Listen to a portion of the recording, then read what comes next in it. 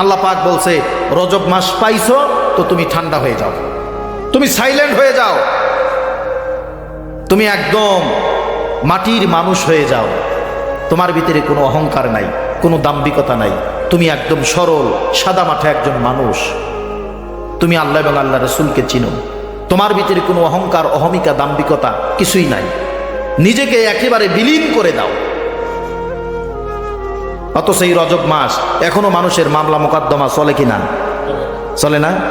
অন্যায়ভাবে বিচার সালিশ আছে না নাই? একজন আরেকজনের সাথে সীমানালে মারামারি হয় কিনা? অথচ আল্লাহ পাক এগুলো নিষেধ করছে। রজব মাসে তুমি এগুলো করতে পারবা না। রজব মাসে কোনো মারামারি হানাহানি কাটাকাটি করতে পারবা না, বাদ দিতে হবে এটা। এটা কিসের কারণে? একে তো আরবাআতুন হুরুম, 4টি সম্মানিত মাসের সম্মান রক্ষার জন্য, দ্বিতীয়ত হলো রমজান মাসের প্রস্তুতি নেওয়ার জন্য।